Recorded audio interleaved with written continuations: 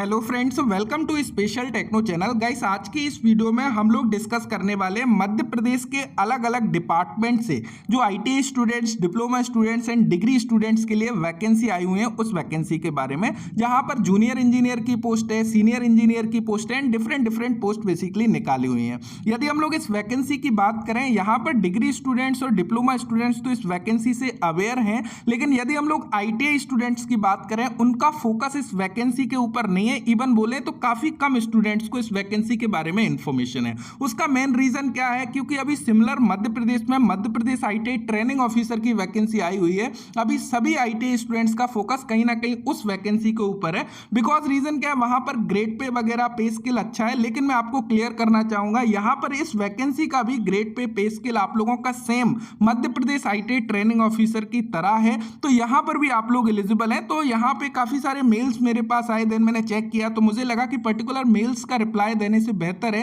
कि आप लोगों को वीडियो बना के इसके बारे में अवेयर कराऊं। हालांकि मैं तो आउट ऑफ स्टेशन हूं, इसलिए मैं ये वीडियो को मोबाइल से ही बना रहा हूं, लेकिन इंपॉर्टेंट इंफॉर्मेशन है क्योंकि ऑलरेडी इसकी जो लास्ट डेट है वो 19 अगस्त 2024 है।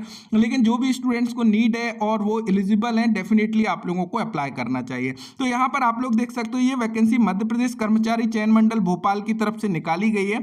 अब थोड़ा सा मैं चीजों को क्लियर करूंगा, जो आईटीआई स्टूडेंट्स एलिजिबल है उन पोस्ट को थोड़ा सा मैं जल्दी जो है आप लोगों को कवर करने की कोशिश करूंगा। यहां पर यदि हम लोग बात करें, इसकी जो लास्ट डेट है वो कहीं ना कहीं 5 अगस्त 2024 है, लास्ट अगस्त 19 अगस्त 2024 है। काफी सारे स्टूडेंट्स ने अप्लाई भी नहीं किया है, डिग्री डिप्लोमा वालों ने, बिकॉज उनको कहीं ना कहीं लगता था कि जो वैकेंसी है वो कहीं ना कहीं एक्सटेंड होगी नंबर ऑफ वैकेंसी कम होने के कारण। लेकिन अभी ऐसा कोई भी नोटिस एमपी गवर्नमेंट की तरफ से हमको देखने को नहीं मिला है। यहां पर यदि हम लोग बात करें इसके एग्जाम डेट की, तो इसकी जो एग्जाम डेट है वह 12 सितंबर 2024 रखी है। तो इस डेट को एग्जाम होने वाला है। अब यहां पर हम लोग थोड़ा सा चलते हैं कि किस किस पोस्ट के लिए बेसिकली वैकेंसी है। यहां पर भी यदि हम लोग आरक्षण नियम की बात करें तो संविदा वालों के लिए 50% आरक्षण रखा है, लेकिन डिपार्टमेंट ने यह चीज क्लियर नहीं करी है कि जो उनकी वैकेंसी उन्होंने क्लियरली टेबल में दी हुई है कि क्या उसमें रिजर्वेशन है या मेन वैकेंसी में रिजर्वेशन है, उस चीज को क्लियरली इन्होंने डिफाइन बेसिकली नहीं किया है। ये ग्रेड 3 की वैकेंसी है। हम लोग चलते हैं डायरेक्टली नंबर ऑफ वैकेंसी के ऊपर, वहां पर चीजों को क्लियर करते हैं। लेकिन उससे पहले यदि हम लोग अन्य चीज देखने लगे, जैसे कि आप लोगों का ऑनलाइन परीक्षा का पैटर्न बेसिकली कैसा होगा, यहां पर आप लोग देख सकते हो जो आप लोगों के टोटल प्रश्न होंगे वो लगभग 200 प्रश्न होंगे, जिसमें 200 अंक का होगा, जिसमें 100 अंक के जो क्वेश्चन होंगे वो सामान्य ज्ञान, सामान्य हिंदी, सामान्य अंग्रेजी, सामान्य गणित, तार्किक योग्यता, इन सभी से पूछे जा रहे होंगे। लेकिन जो आप लोगों का पार्ट बी होगा, जिसमें 100 प्रश्न के जो क्वेश्चन होंगे वो आप लोगों के ट्रेड से संबंधित या डिसिप्लिन से संबंधित बेसिकली रहने वाले हैं। तो ये चीज आपको क्लियर होनी चाहिए। आयु सीमा की बात करें तो 18 साल से लेकर 40 साल आयु सीमा इन्होंने रखी हुई है। बाकी आप लोगों को रिलैक्सेशन मिल जाएगा यदि आप लोग कैटेगरी से बिलोंग करते हो, और कैटेगरी केवल मध्य प्रदेश के निवासी स्टूडेंट्स के लिए लागू होगी। बाकी अदर स्टेट वाले स्टूडेंट्स अनरिजर्व्ड कैटेगरी में फॉर्म को फिल कर पाएंगे। अब यहां पर थोड़ी सी चीजों को समझिएगा, जिससे कि चीजें जो है आप लोगों की कहीं ना कहीं क्लियर होती चले। यहां पे हम लोग वैकेंसी डिटेल्स के ऊपर चलते हैं, वहां पर चीजों को समझने का प्रयास करते हैं कि किस किस पोस्ट के लिए बेसिकली वैकेंसी निकली है। यहां पर संविदा कर्मियों के लिए नियम यहां पर दिया हुआ है, जो कि नियम जो लागू हुआ था लगभग 2013 में 22 जुलाई को, उसके हिसाब से इन्होंने बोला है कि कहीं ना कहीं 50% रिजर्वेशन जो है संविदा कर्मी को यहां पर दिया हुआ है। बाकी वैकेंसी ओपन इन्होंने रखा है। अब यहां पे बाकी महिलाओं के लिए हॉरिजॉन्टल रिजर्वेशन वगैरह रहता है, कैटेगरी वालों के लिए रहता है, वो एज इट इज जो है एमपी गवर्नमेंट रूल के अकॉर्डिंग रहने वाला है। अब यहां पर हम लोग वैकेंसी देखें तो काफी सारी वैकेंसी बेसिकली है, और ये वैकेंसी अलग अलग डिपार्टमेंट से है। यहां पर मैं डिपार्टमेंट को जूम कर दिया हूं, जिससे कि आप लोग क्लियर तरीके से मेंशन देख सकें किस किस डिपार्टमेंट से वैकेंसी है, वो हम लोग देख लेते हैं। सबसे पहला जो डिपार्टमेंट है, मध्य प्रदेश शासन जनजातीय कार्य विभाग भोपाल की तरफ से वैकेंसी है। संचालक संचालनालय भौमिकी तथा खन कर्मी मध्य प्रदेश भोपाल की तरफ से वैकेंसी है। तो ये 2 डिपार्टमेंट हो गए। उसके अलावा मध्य प्रदेश लघु उद्योग निगम लिमिटेड भोपाल की तरफ से वैकेंसी को निकाला है। कार्यालय नगर पालिका निगम इंदौर की तरफ से वैकेंसी है। नगर तथा ग्राम निवेश भोपाल की तरफ से वैकेंसी है। एंड यहाँ पे संचालनालय कृषि अभियांत्रिकी भोपाल की तरफ से वैकेंसी है। भोपाल सहकारी दुग्ध संघ भोपाल की तरफ से वैकेंसी है। अब देखो, आईटीआई वाले जो स्टूडेंट्स हैं वो जूनियर टेक्नीशियन पोस्ट के लिए एलिजिबल होंगे, और जो भी दुग्ध संघ है वहां पर वो लोग एलिजिबल होंगे, जैसे कि भोपाल दुग्ध संघ हो गया, इंदौर दुग्ध संघ हो गया, उज्जैन दुग्ध संघ हो गया, जबलपुर सहकारी दुग्ध संघ हो गया, या जहां जहां की वैकेंसी है वहां पर कहीं ना कहीं वो लोग एलिजिबल होंगे। यहां पर आप लोग देखोगे 2 वैकेंसी इन्होंने निकाली है, कनिष्ठ तकनीशियन की और वरिष्ठ तकनीशियन की। यानी कि जो आप लोगों की वरिष्ठ तकनीशियन यानी कि सीनियर टेक्नीशियन एंड जो अपना कनिष्ठ तकनीशियन है वो जूनियर टेक्नीशियन की वैकेंसी है। तो यहाँ पर अलग अलग वैकेंसी है। हम लोग नीचे चलते हैं, वहां पर चीजों को बेहतर तरीके से उन्होंने डिस्क्राइब किया हुआ है, तो वहां पर चीजों को समझते हैं। यहाँ पर आप लोग देख सकते हो सबसे पहला पोस्ट कोड मिल जाता है 01 और यहाँ पर टोटल 10 पद हैं और ये जो वैकेंसी है उपयंत्री की है। यहाँ पर जो है वह सिविल इंजीनियरिंग में डिप्लोमा बेसिकली मांगा हुआ है, तो वो कैंडिडेट एलिजिबल है। यहाँ पर यदि वेतनमान की बात करें 32,800 से लेके 1,03,600 रुपीस आप लोगों का पे स्केल वगैरह रहने वाला है। यहाँ पर कैटेगरी वाइज डिवाइड किया है। नेक्स्ट यदि हम लोग देखें सीधी भर्ती सहायक मानचित्रकार की बात करें तो यहाँ पर आईटीआई में ड्राफ्टमैन सिविल या किसी मान्यता प्राप्त संस्थालय से वास्तुकला में आप लोगों ने डिप्लोमा किया हुआ है, अप्लाई कर सकते हो। या फिर सर्वेयर की यहाँ पर 15 पोस्ट को निकाला हुआ है। यहाँ पर आईटीआई यदि आप लोगों ने सर्वेयर ट्रेड से उत्तीर्ण की है, डेफिनेटली एक बहुत अच्छी अपॉर्चुनिटी है आप लोगों के लिए। यहां पर 5,200 से लेके 20,200 ग्रेड पे 2100 के आसपास आप लोगों का रहेगा, तो इस पोस्ट के लिए भी वैकेंसी है। साथ ही साथ यहां पर यदि हम लोग बात करें तो नेक्स्ट जो हमारी वैकेंसी है वो यदि देखोगे सर्वेयर की यहां पे रिजर्वेशन वगैरह का दिखाया हुआ है। यहां पर प्रिशिल्पी की वैकेंसी को निकाला गया, 2800 ग्रेड पे की वैकेंसी बेसिकली है। यहां पर इन्होंने किसी मान्यता प्राप्त संस्था से मैकेनिकल इंजीनियरिंग आप लोगों ने करी हुई है, तो आप यहां पर एलिजिबल होंगे। बाकी यदि खनन सर्वेक्षक की बात करें यहां पर भी 2800 ग्रेड पे की वैकेंसी है। सिविल में डिप्लोमा, ज्यादातर ये सिविल की वैकेंसी। हम लोग नेक्स्ट डिपार्टमेंट में चलते हैं जहां पर चीजें जो आईटीआई डिप्लोमा के लिए वैकेंसी होगी। यहां पर ये संविदा वाली देख लेते हैं। उसके अलावा यहां पर 3 ईयर डिप्लोमा सिविल में अगेन इन्होंने मांगा हुआ है। यहां पर आप लोगों को मिल जाता है कार्यालय नगर पालिका निगम इंदौर वाली जो वैकेंसी है उसमें संविदा भर्ती है जूनियर इंजीनियर की। यहां पर भी आप लोग देखोगे तो आपका एजुकेशनल क्वालिफिकेशन वगैरह दिया हुआ है।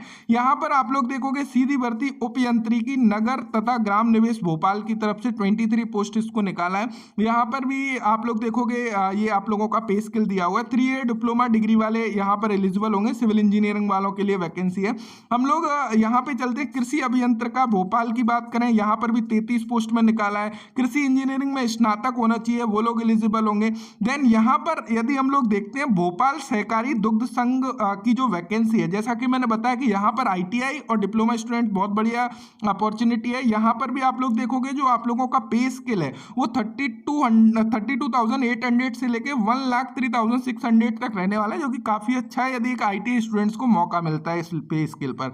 यहां पर देखो शैक्षणिक योग्यता की यदि हम लोग बात करें तो ये जो वैकेंसी है वो वरिष्ठ तकनीशियन यानी कि सीनियर टेक्नीशियन में ओनली डिप्लोमा वालों को एलिजिबल किया है, जैसे कि electrical, industrial, mechanical, electronics, instrumentation, refrigeration engineering में इस सभी में स्नातक या फिर डिप्लोमा है तो अप्लाई जो कर पाएंगे। डिप्लोमा अथवा बॉयलर ऑपरेशन में क्लास 1 का प्रमाण पत्र है वो लोग भी अप्लाई कर पाएंगे। लेकिन यहां पर आप लोग देखोगे जो अगला पोस्ट है वो कनिष्ठ तकनीशियन यानी कि जूनियर टेक्नीशियन का है। यहां पर टोटल 21 पद निकाले गए हैं और यहां पर यदि आप लोग देखने लगो तो शैक्षणिक योग्यता में देखोगे इलेक्ट्रिकल, इंडस्ट्रियल, यहां पर मैं क्लियर कर देता हूं, electrical, industrial, mechanical, electronics, instrumentation, refrigeration, polytechnic से डिप्लोमा, अथवा यहां पर आप लोग देखोगे electrical, industrial, mechanical, electronic and instrumentation, refrigeration trade में आईटीआई। इसका मतलब क्लियरली यहां पर है कि जो भी मैकेनिकल ट्रेड के अंतर्गत आईटीआई आती है जैसे कि फिटर है, टर्नर है, मशीनिस्ट है, या इलेक्ट्रिकल के अंतर्गत इलेक्ट्रीशियन है, वायरमैन है,